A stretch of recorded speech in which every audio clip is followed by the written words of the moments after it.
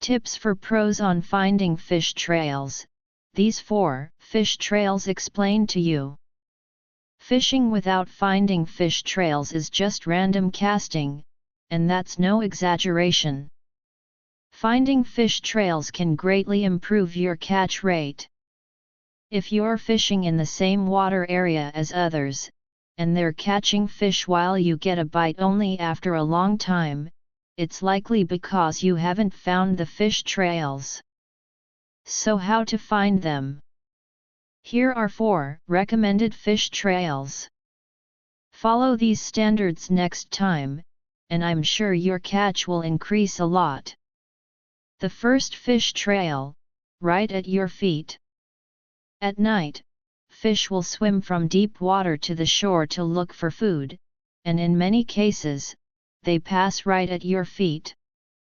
When does this happen? On rainy days, fish will slip from the bottom of the first slope to the shore, staying at the root of the slope. If you cast too far at this time, it's hard to get bites. On rainy days, don't fish too far or too deep, just fish right at your feet, at the root of the slope. Second situation, during rising water or flowing water. When the water rises or there's swift current, fish will stay close to the edge, swimming along the shore right at your feet.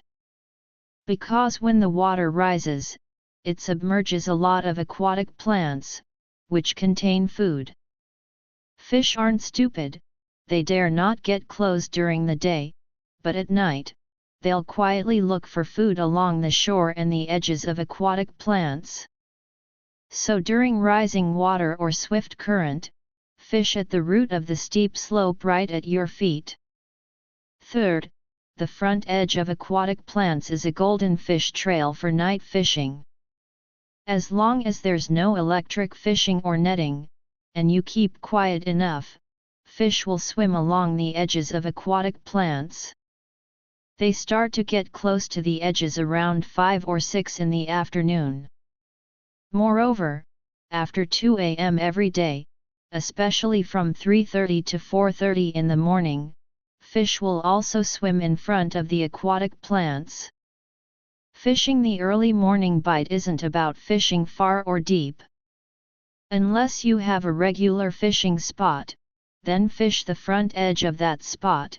If you're in an unfamiliar water area without a regular spot, the front edge of aquatic plants is the golden fish trail, and fishing too far will result in no bites. The second fish trail, the junction of shallow and deep water, i.e., the extension line of aquatic plants. The junction of shallow and deep water is a golden fish trail that veteran anglers pursue all their lives. On one side is shallow water, on the other is steep deep water. The end of the shoal is the golden fish trail. If it's a regular fishing spot, you can find fish here all year round. Even in the middle of winter, when fish swim from deep water to the shoal to sunbathe, they'll lie a few meters away from the shore of the shoal. As long as it's about 50 centimeters away from the shore, it may be a fish trail. The third fish trail, the root of the ridge. As mentioned above about the junction of shallow and deep water, the root of the slope after the ridge, is the golden fish trail for catching large fish during the day. Where to fish during the day? Fish at the root of the ridge at the bottom of the steep deep slope. This is the golden fish trail for the day. If you want to catch fish, you have to find such a location. Remember, fish at the bottom of the ridge during the day, and at the top of the ridge at night.